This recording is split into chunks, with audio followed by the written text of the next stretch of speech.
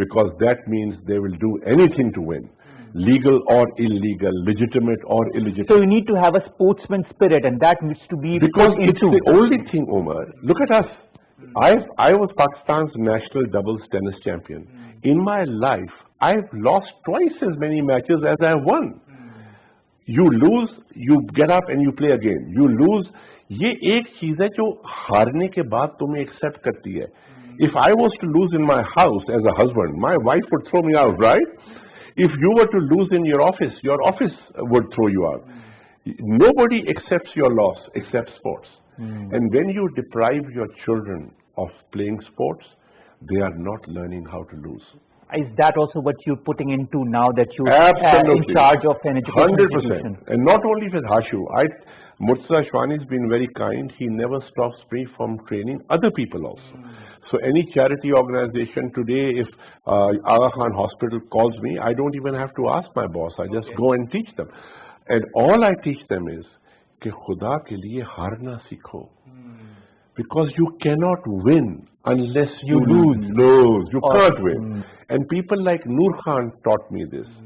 And Umar, we have seen the world sitting on the shoulders of these big people. That is so true. Now, speaking of these so eminent people and your whole curses, decades of work, illustrious work that you've given, if you were given the opportunity, Azam Jameel Sahab, to relive your life, would there have been anything that you would have wanted to change in it? I really, hospitality, I would, if I didn't do hospitality, I would be a commercial pilot. Okay. I would actually fly for an airline. Okay. I would do that. You know, that's the only bottom. Otherwise, Omar, not a moment of regret. Okay. Satisfied with your life? I would rewrite the script word to word. I would. You know, and you let me live again, I would still not have any money and I would still spend it. If if you were to write your autobiography. And millions of people have asked me to. If you were to write it, what would be the most important line in it? Oh, I don't know. That's a very tough one. That's a very tough one. Since I'm a purely humanity person, I would just, my most important line would be that regardless of what you become and what you have, unless you're a nice person, it doesn't matter. Okay. So being nice, being respectful to others everything. One of the core values that one needs to have. Over being nice is so important because you need people to succeed. You know, now listen to this statement. Nobody in human history has succeeded alone. Not one person. Yes, glory is individual. Success is never individual. Neil Armstrong was the first man on the moon, right? 40 scientists collectively designed his spacesuit. True. But you don't know their names. No. Neither do I. Without them, Mr. Armstrong ain't going anywhere. Exactly. Right?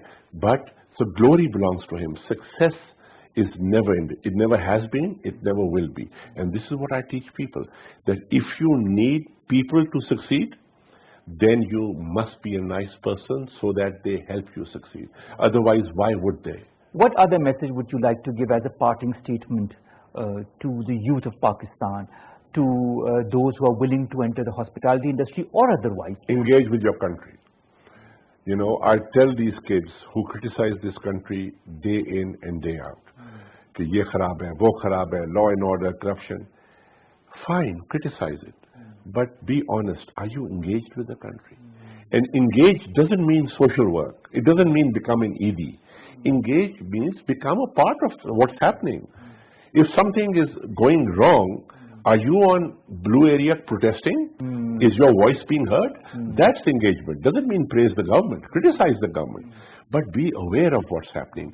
My own kids perhaps are guilty of this. They are not engaged with Pakistan. They are too engaged with themselves.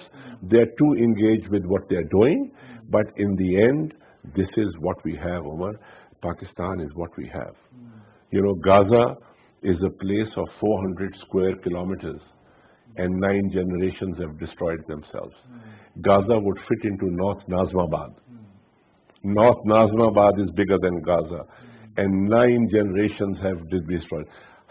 God has given us from Punjab to Gwadar, and we must value this country. That is so true. I think it's very important to have those values, to have the values of respect, of patriotism, of giving to the society, and also of being a person to accept defeat. As much as you accept the success, you should also learn to accept defeat. Absolutely. That is how you'll become a better person. Absolutely, absolutely. All right.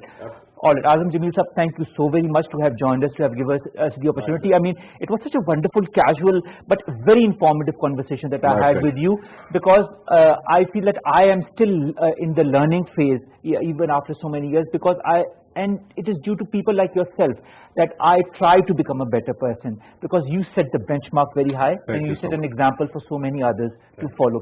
So thank you very much, Azam Sahab. Ladies and gentlemen, we'll end the show with a little quote that people had to say about Azam Jamil. He would not like me to talk about that, but I had to look it up, and I'll quote unquote that. Somebody said Azam Jamil is a professional with a multifaceted base of interests. He's excellent in conveying things quickly and efficiently. Being a sportsman, he is driven to achieve goals, and this is a great asset for a forward-looking leader in his field whom people can look up to. Also a great and inspiring personality and very close to our hearts. I understand the values that he's been inculcating in the people around him, in the different generations, in the thousands and thousands of students that he has trained. And it is these core values that make you an important person, important professional, and make you stand above the rest.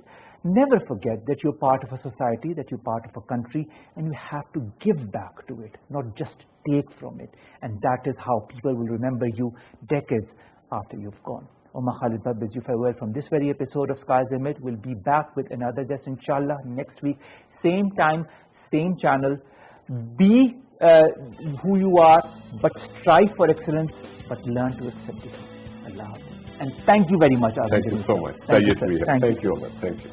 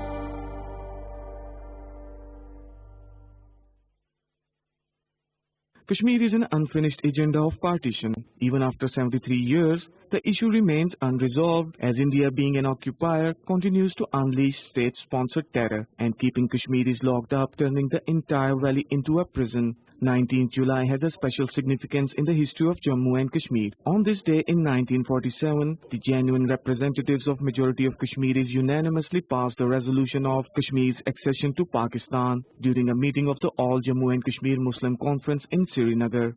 The resolution called for accession of state of Jammu and Kashmir to Pakistan in view of its existing religious, geographical, cultural and economic proximity to Pakistan and aspirations of millions of Kashmiri Muslims. The decision of 19 July 1947 was a testimony to the fact that people of Kashmir linked their future with Pakistan. However, displaying naked aggression and disregard, India invaded and forcibly occupied Jammu and Kashmir in total violation of the partition plan and against the wishes of the Kashmiri people. This year, July 19th is being observed with a renewed pledge that Kashmiris will continue their struggle till Kashmir in its entirety becomes part of Pakistan. People of Jammu and Kashmir living on both sides of line of control and rest of the world are observing Kashmir's accession day to Pakistan. The moral and political support from every single Pakistani for their Kashmiri brethren is unwavering as they brave Indian occupation and attempts by Modi government to change the demographics of the Muslim majority region. And the government of Pakistan will continue to support the Kashmiris morally, politically and diplomatically. This is Ali Andaz reporting for PTV World.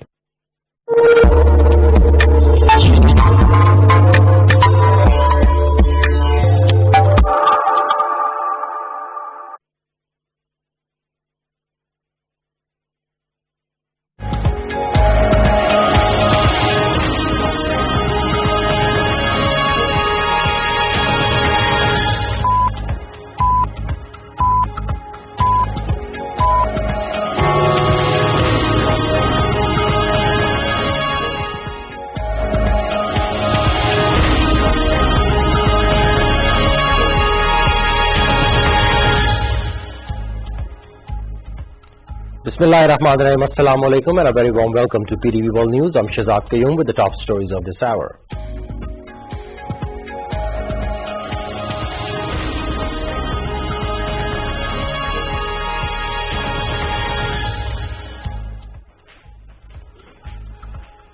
Kashmiris on both sides of the line of control and across the world are observing the accession to Pakistan Day with a renewed pledge to continue the struggle for freedom from Indian occupation. President Dr. Arif Alvi and Prime Minister Imran Khan on the occasion of accession to Pakistan Day reaffirmed Pakistan's commitment to the people of Kashmir, saying we stand with our Kashmiri brothers in their just struggle for the right of self-determination. Information Minister Shibli Farad says resolute handling of coronavirus despite meager resources proves leadership's competence.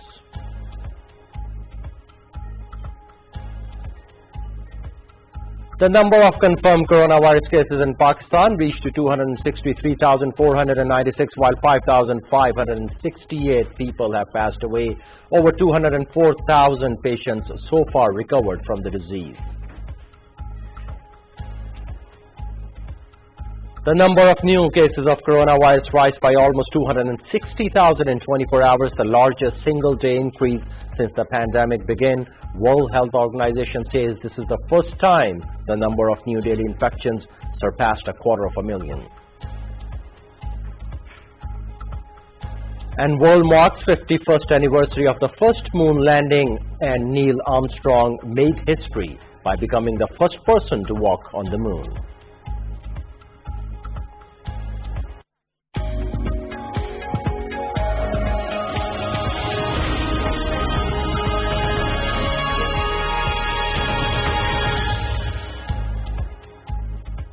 Well, that's all for the moment. For more details and live streaming, log on to our website world.ptv.com.pk. You can find us on Facebook page with the name of PTV World and follow us on Twitter at WorldPTV. Thanks a lot for watching, and it's goodbye for now.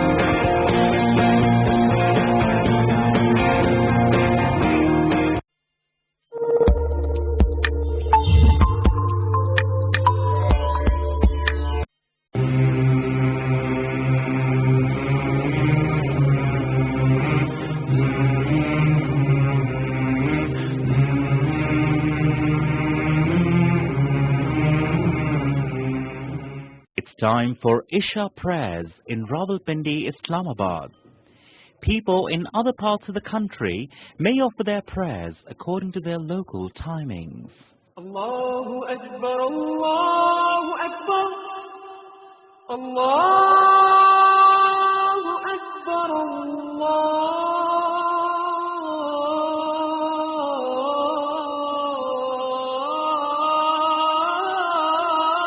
Akbar.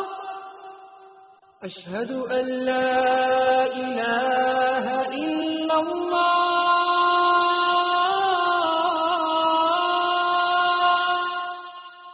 أشهد أن لا إله إلا الله. أشهد أن محمدا رسول الله.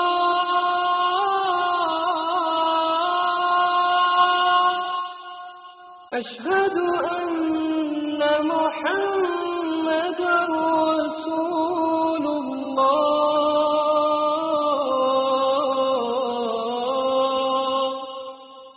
حي على الصلاة.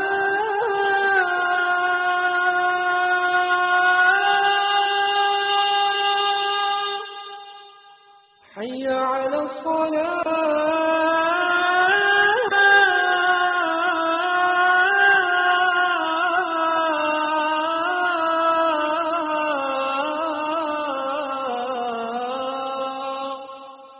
حي على الفلاح.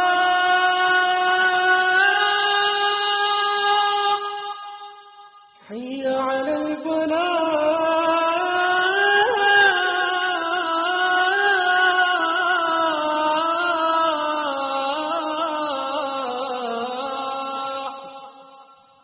الله أكبر، الله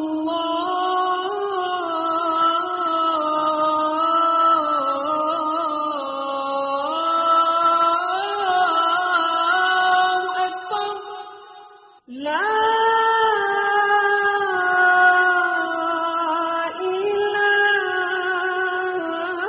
إله إلا الله.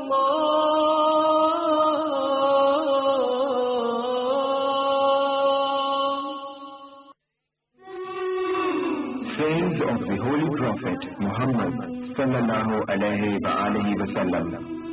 He who does not respect elders, does not have mercy on children, does not commend what is good, and does not forbid what is evil, is not one of us.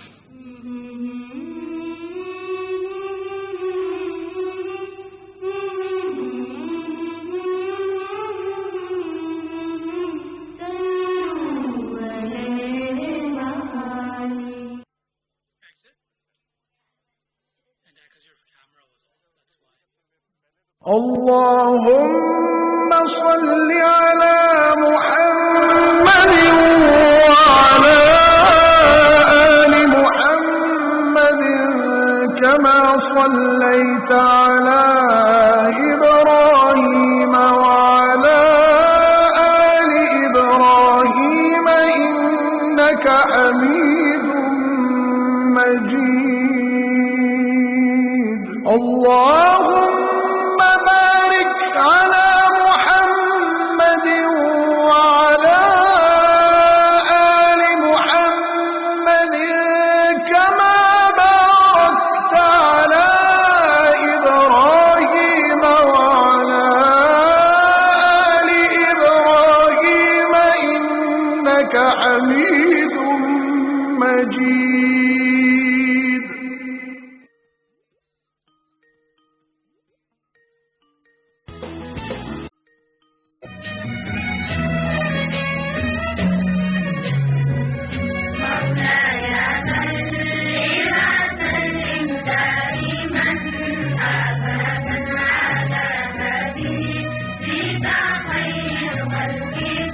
The Badshai Mosque or the Royal Mosque in Lahore, commissioned by the 6th Mughal Emperor Aurangzeb in 1671 and completed in 1673. is the second largest mosque in Pakistan and South Asia and the fifth largest mosque in the world.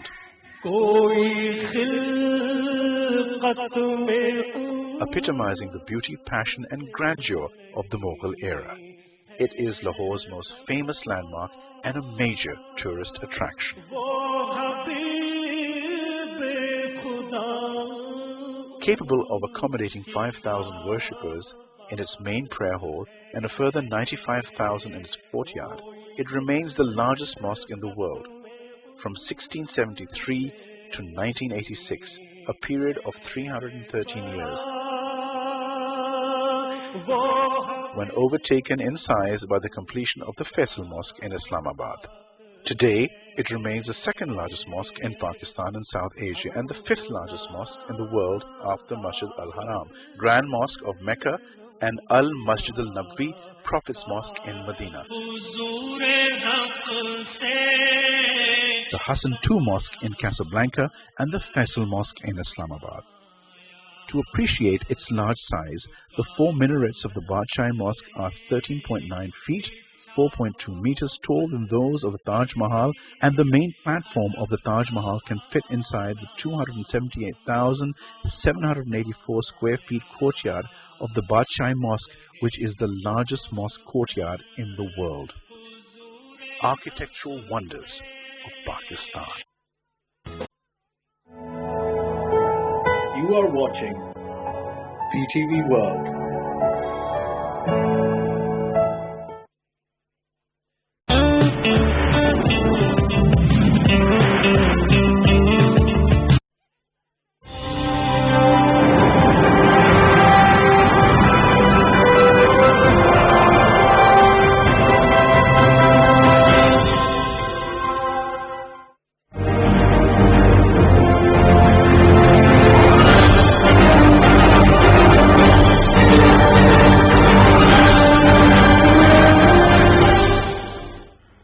Hello and welcome to PTV World Special on Kashmir's accession to Pakistan Day. We are in 1947, on this day, our Kashmiri brethren, their representatives passed a resolution to accede to Pakistan. But after that we have seen what happened by using Maharaja of that time. India invaded Kashmir and Kashmir keeps on suffering to this day. There have been many developments that we have seen since then, especially last year in August, when India unilaterally scuttled its own arrangement with Kashmiri people and re-annexed Kashmir. Today we are going to talk about the journey so far, and we are going to talk about the way forward, because Kashmiri people still are suffering.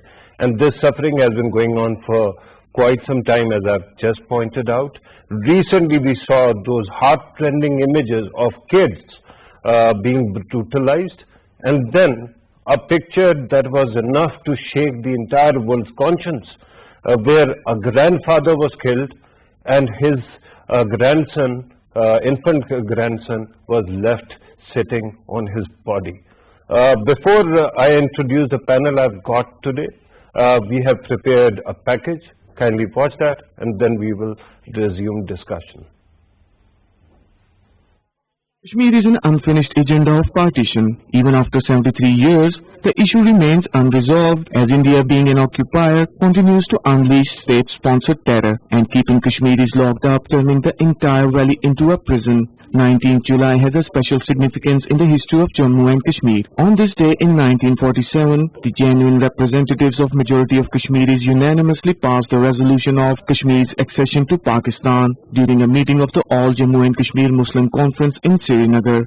The resolution called for accession of state of Jammu and Kashmir to Pakistan in view of its existing religious, geographical, cultural and economic proximity to Pakistan and aspirations of millions of Kashmiri Muslims.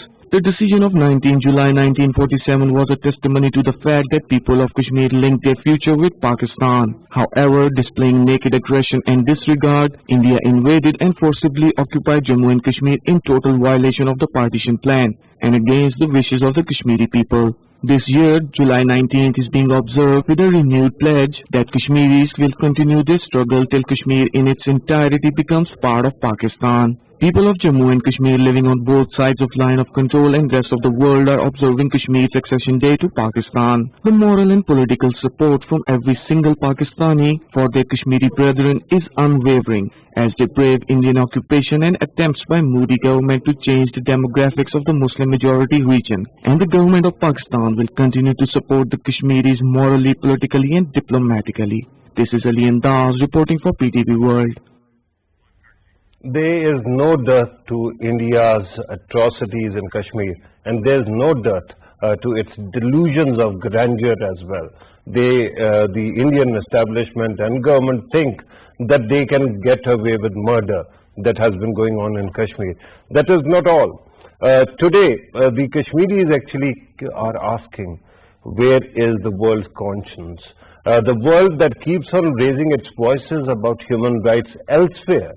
Why is it that they don't see Kashmiris suffering at all? Kashmiris ask whether they are being considered human being at all, or the world has developed this blind spot where whatever India does will not be seen because India is supposedly as an ally. We are going to talk about these matters and more. In order to help us understand these issues, we are joined here in studio by Altaf Hussain Wani Saab, who is senior leader of All Parties Hurriyat Conference. Thank you very much, sir, for being part of the program. On Skype, we are joined by Farhana Qazi Sahiba, who is adjunct professor at Georgetown University and is also author of many books on Kashmir. Thank you very much, ma'am, for joining us on Skype. Next, Habib Yusuf Zahi Saab joins us, who is chairman of Kashmir Diaspora, Canada. Habib Saab, thank you very much for joining us as well. We will be joined by a fourth guest. The moment I'm told that they have joined, I'm going to introduce them as well. But Altaf Hussain Wani Saab, let me start with you and let me ask you about the efficacy of this day, and why is it that the dream that was seen on that day in 1947 has not been fulfilled even yet? Yeah, first of all, this day has a great significance in the history of Kashmir, as when India and Pakistan, two sovereign states, came into birth after the partition of subcontinent. The states were asked to join either India or Pakistan, Kashmir being the Muslim majority state, but unfortunately a Hindu ruler. The major political party which was struggling against the Maharaja's autocratic rule in Kashmir was fighting about the civil rights and political rights against Maharaja's regime. At that time they thought it is better to decide and advise Maharaja that Maharaja should accede to Pakistan, because majority of Kashmir, as I said, our language, our culture, our all things are went to this region which was to be the Pakistan at that time. Our hearts are one. One. And it is another thing which I want to bring into discussion. It was because the struggle against the Maharaja's autocratic rule was always supported by the people of Punjab at that time, before the partition took place or even before these things happened. It was the people of Lahore and other places who supported the Kashmiris in their struggle against Maharaja's autocratic rule for their civil and political rights. They provided them each and every support at that time. That was why the All Jammu and Kashmir Muslim Conference, which was the major political party at that time, which fought against the Maharaja, which had 19 seats in the Praja Sabha out of 21 seats from the Muslims. So they decided to accede to Pakistan. But unfortunately, the Maharaja of Kashmir also remained confused for a certain period of time. Right. Even his Prime Minister, he was Premchand Mahajan, he was in favor of accession to Pakistan. Right. But he was removed from the post because already Indian politics was intriguing into the Kashmir politics. Right. So the Indians tried with this, and along with all those, then the people of Kashmir saw that there is something fishy that Maharaja is cooking up, so they decided, they advised Maharaja to accede Pakistan. At the same time, before Pakistan came into being, it was on 19th of July, Pakistan came into being on the 14th of August. But when we saw some forces of Maharaja Patiala and others who entered into Kashmir, into Jammu region, there was a struggle against the Maharaja regime which started from the Azad Kashmir, from Nilabad, led by Sardar Muhammad Abdul Qayyum Khan. Right. And because of that, we have this Azad Jammu and Kashmir which is there. But when India saw this, that people of Kashmir are against the Maharaja, Maharaja was on run, India ran to the United Nations Security Council, asked their help, and unfortunately, fast forward to today. Yeah. When Kashmiris have been suffering for quite some time, what is the spirit now? And why is it that the Kashmiris have I will tell not you, been from the able- accession to Pakistan, the slogan in Azad Kashmir is to Kashmir Banega Pakistan, and now in Indian occupied Kashmir, you will hear in each and every street, in each and every procession, people chanting the slogan, Pakistan Hamara hai, Hum Pakistani hai, Pakistan is ours, we are Pakistani.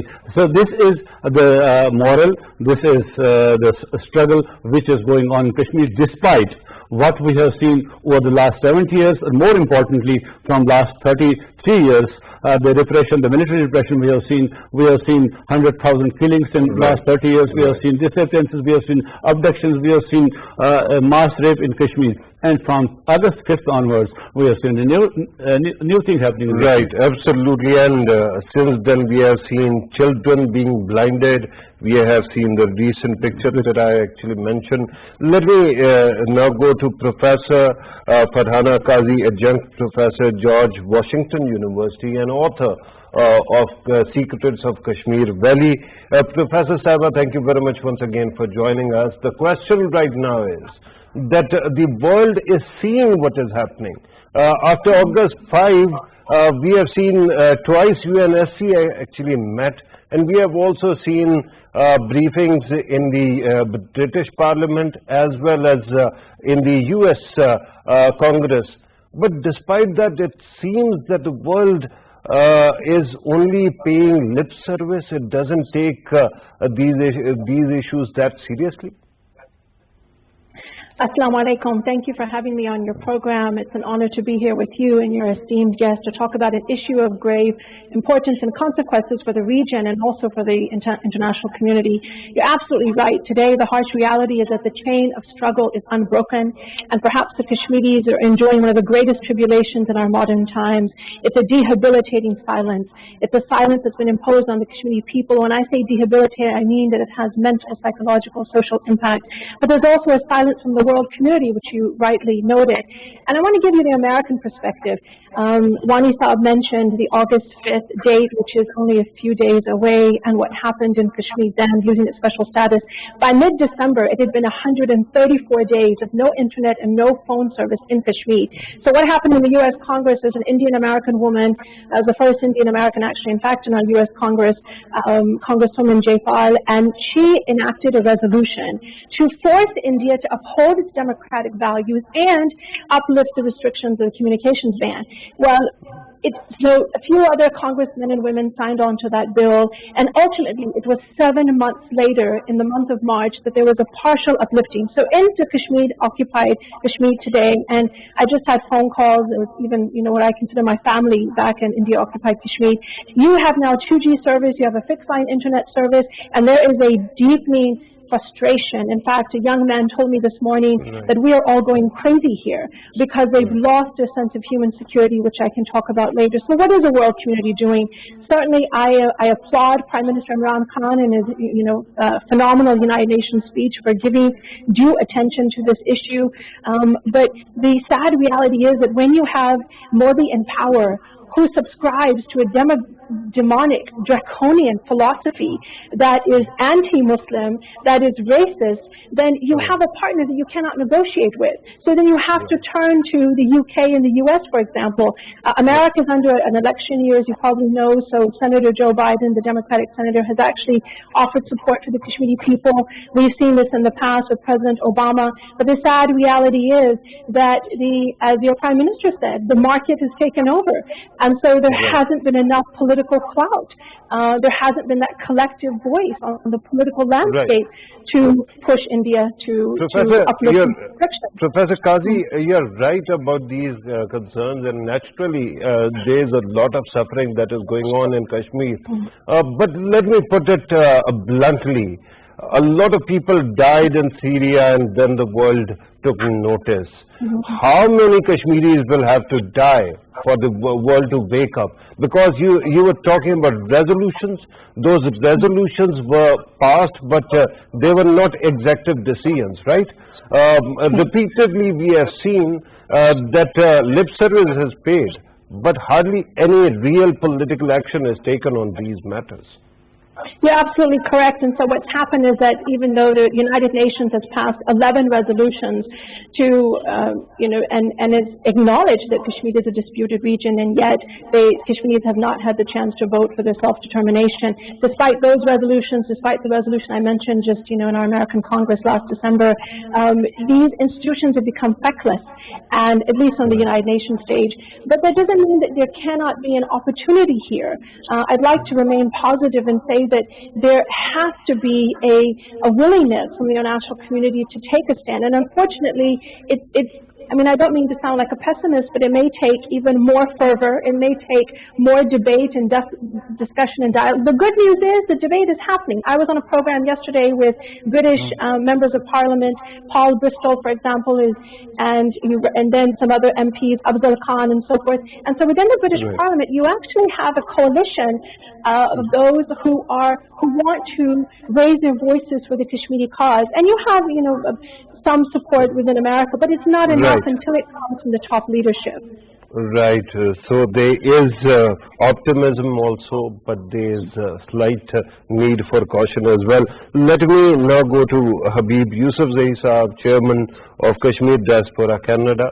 Habib Saab, we are looking at what is going on, and we have seen advocacy from the diaspora as well. What does Pakistani state and Kashmiri leadership need to do to highlight this matter so that there can be some meaningful action, sir? Thank you very much for asking me to attend this program. I'm thankful to all of you. And the thing is, to be very honest with you, that the word is still might is right, rule of life. And another thing is, you can notice that when the United Nations and the world power have come forward to solve the Muslims problem, never. Whenever they come to solve the problem, there was the East Timor and South Sudan. They want to break the Muslim countries. They are not there to help the Muslims. So that's the case. That's why whenever we approach any member of parliament or anybody, so they are listening, but there is nowhere. Our request is going nowhere.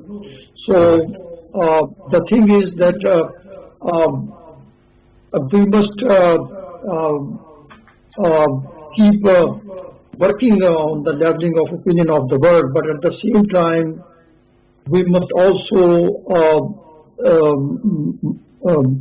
increase the material power of Pakistan, because the moment Pakistan will be stronger, India will come to the table.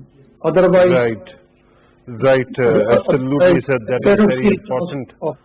Absolutely, sir. Let me welcome the fourth guest who joins us on telephone, Salman Bashir Saab, former Foreign Secretary, joins us on telephone. Thank you very much, sir, for being part of the program. Sir, we are discussing Kashmir's accession to Pakistan Day, and we are talking about the state of affairs right now. the way the world mostly has chosen to ignore the plight of Kashmiri people. Of course, there are resolutions which are passed, there are moments when hearings are conducted, but we haven't seen any executive or political decision that could translate into an actionable, a real action actually that could bear fruit. What needs to be done now by Pakistan and Kashmiri leadership to actually see some kind of momentum building on this matter? Well, yes, thank you. It's a privilege and honor to be on your show. I would like to join others to express, our solidarity with the Kashmiri people, with their struggle, with their just cause. I think this is an important occasion to reaffirm that on behalf of the Pakistani nation. We, of course, had wished that the world would listen and see the true state of affairs and uphold justice in Kashmir. The Kashmiris have made a passionate plea for justice, which has been denied to them for so long.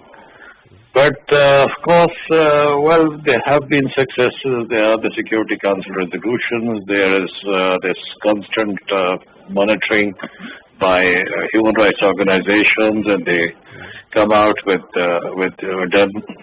very damning reports about Indian atrocities. But as we all know, the lockdown in Kashmir is almost now nearing 1 year, and this has been totally inhuman, barbaric, and it actually reflects the state of the world, because if values and humanity do not find any tangible expression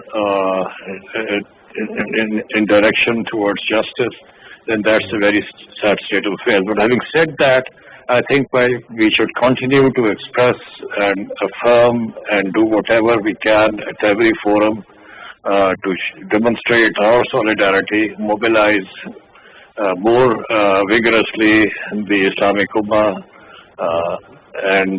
But I can tell you at the level of the people, of course, there are sentiments, there are great sentiments for the Kashmiris. In Malaysia, in Turkey, Iran, and other places besides Pakistan. So that is one plane. I think one can go into an analysis of the situation and say that, everywhere there is trouble, and the whole international order, which was based on values, is now something fading into history.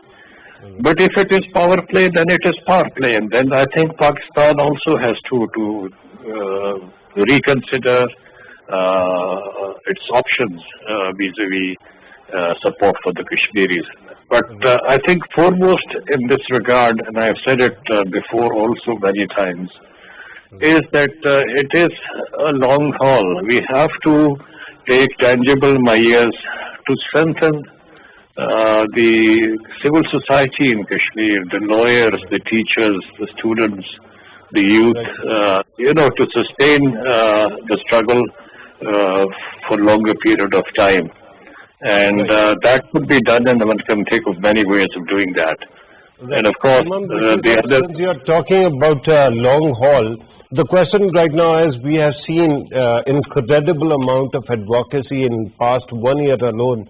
Prime Minister of Pakistan went to UNGA and spoke very directly about this matter. We have seen government of Pakistan actually very actively advocating these matters.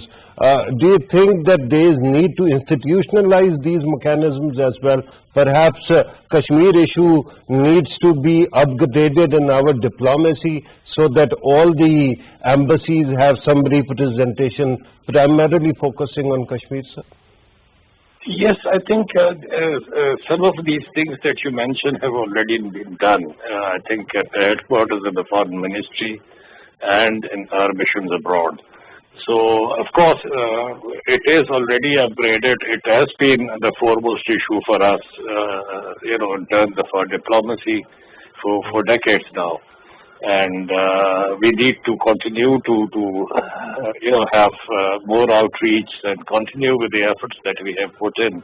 But what I was trying to say was that we have to think beyond these things that we have been doing in terms of getting and mobilizing international opinion, which is of course very important.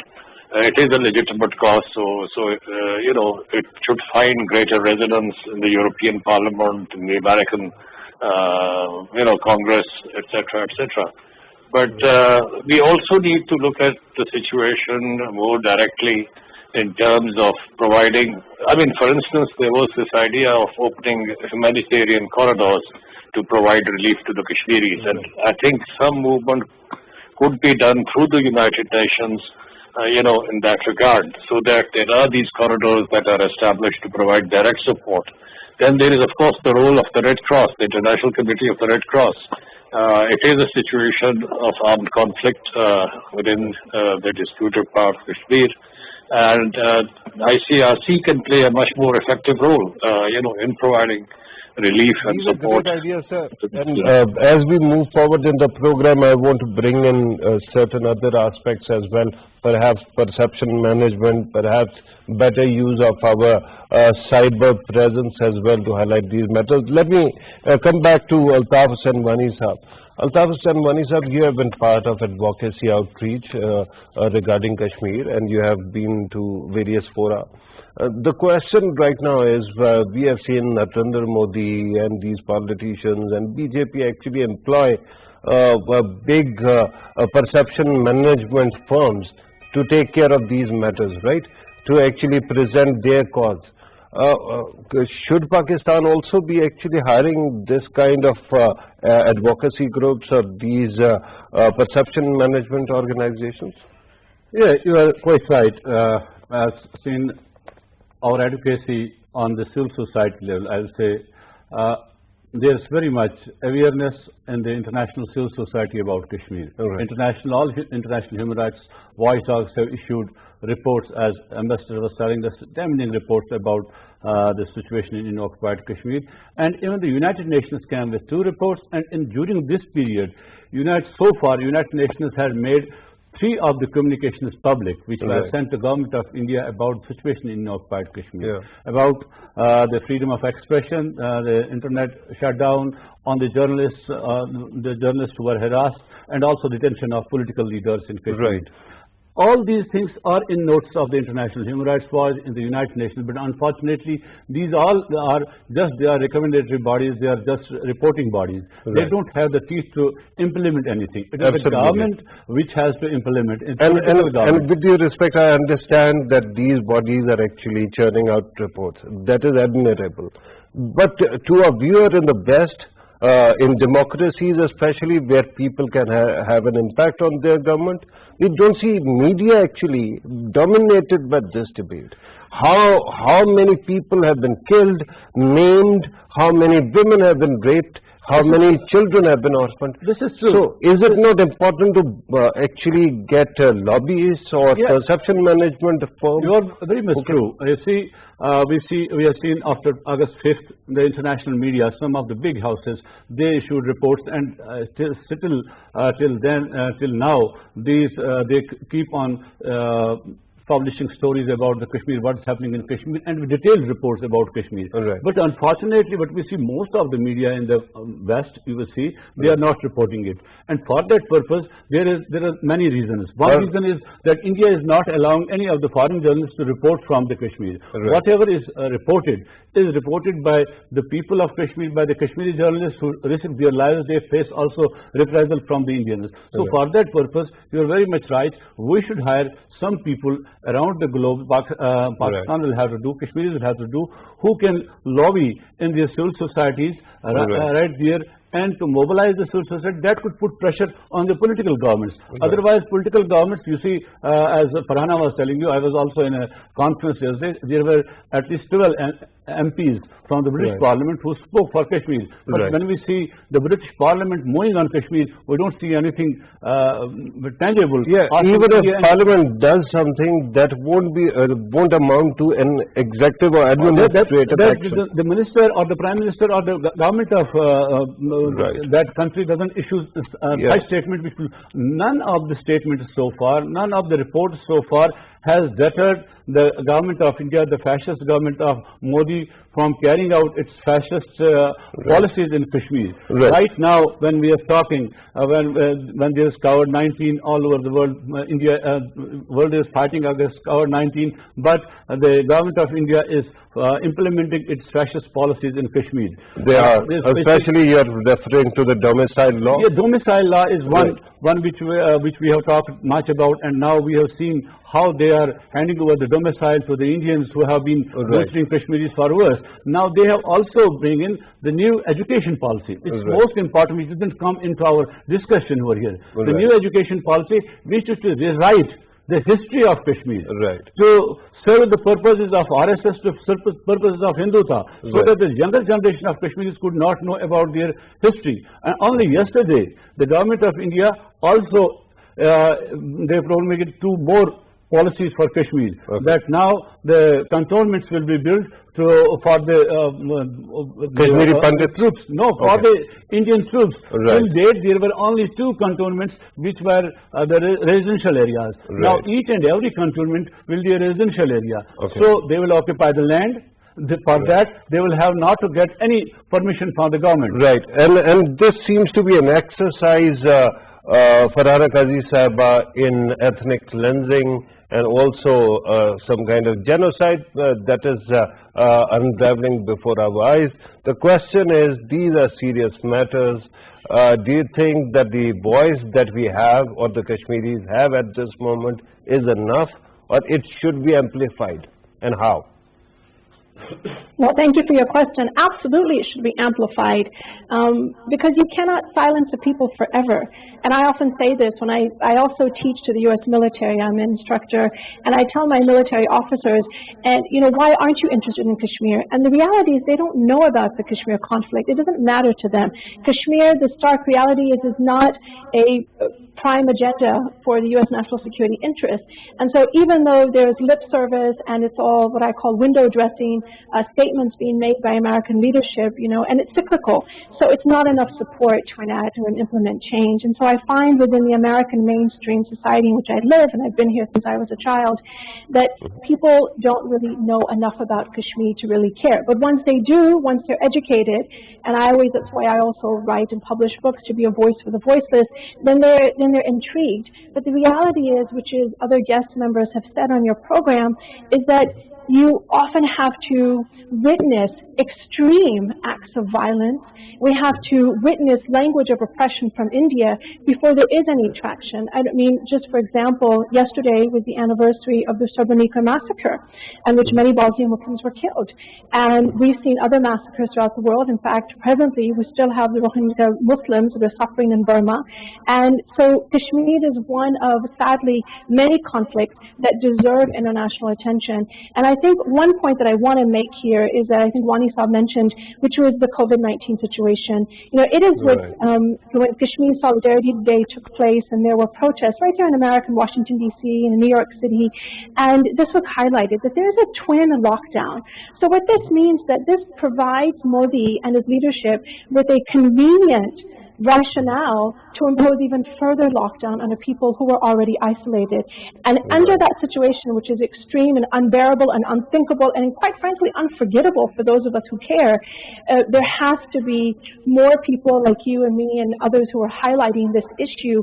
And like the Ambassador Saab said earlier, it's going to require a great deal of effort, but at least we have started the conversation, so to speak. Right, but conversation at times is not enough. Let me go back to Habib Yusufzai Saab. Sir, earlier you were saying that might is right, and because India is very powerful, the situation is such that India gets away with murder. And then you recommended that Pakistan should work on enhancing its own strength. That is a given, sir. That is a very good suggestion. But the question right now is that recently, because of Ladakh's situation, we have seen a third party entering the fray, and that is China.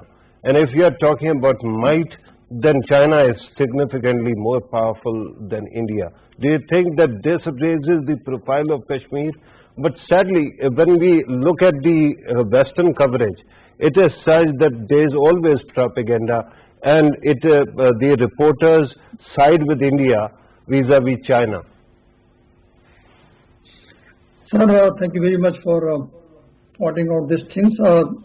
Basically, I'm from that area, so I know that Ladakh is basically not the part of India. It became the part of India at the time of when the British came here. British got the power in India. In the Muslim rule of more than 1,000 years, Ladakh was not part of India. So, and number two, the thing is that whatever China is doing for themselves. They are not going to fight war for Pakistan. Although this was very important, this was very helpful for the Pakistan at this moment because India was threatening almost at this time that they want to take back the Azad Kashmir and Kyrgyzstan. And the irony of the situation is that in that 73 years, India is keeping its grip on the land. In the last 65 years ago, it gave the representation of the people of Jammu Kashmir in the parliament and the senate. And also, they don't have a law like 257 that you have in Pakistan. Therefore, I personally feel that the way the India is handling the situation, Pakistan must copy that one.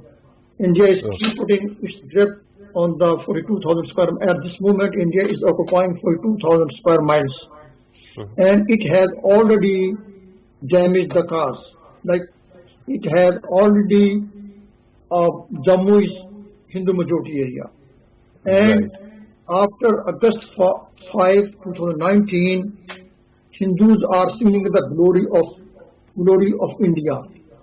If we win the plebiscite, still those areas, I don't think so. They will join with Pakistan. So, in my opinion,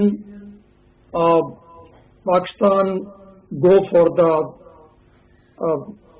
change its stance and negotiate with India. At least we should get. But the problem with that, sir, is that Pakistan, especially with this government and previous governments as well, is that Pakistan has repeatedly reiterated its desire to engage with India through negotiations, but India doesn't seem to be interested in that at all. Let me go back to Salman Bashir Sahab. Sir, especially given what happened in Ladakh and the kind of confrontation we saw between China and India, it raised the profile of the dispute. But sadly, somehow, the way we were supposed to connect Article 370's scuttling and bifurcation of Kashmir to this conflict, that didn't happen. We haven't been able to sensitize the world that it is because of the ruthless policies of BJP that we saw on 5th of August and later, that this dispute is heating up. What can we do to actually focus the world's attention on this matter, sir? Well, thank you. I think if you look at Indian press coverage of the Ladakh thing, the situation there, as well as the official statements of the Chinese Foreign Office, you will see that there is it has been said very clearly by China, and it has registered in India, that the revocation of Article 370 was the trigger for what has happened in Ladakh since last month. I think that linkage is absolutely established. The Chinese have said that the revocation of 370 was unacceptable. One word, but very forceful word, unacceptable. And they have demonstrated that they can take action on the ground to reinforce that position. I think that reality has not been lost on India. On the other hand, in fact, on the Ladakh and plus line of actual control, you would have noted that no Western country has taken a stand in support of India. In fact, none of their so-called strategic partners have come forth and sided with India on this issue. But as was mentioned in this program, in the Ladakh aspect and the revocation, the linkage of with the revocation of Article 3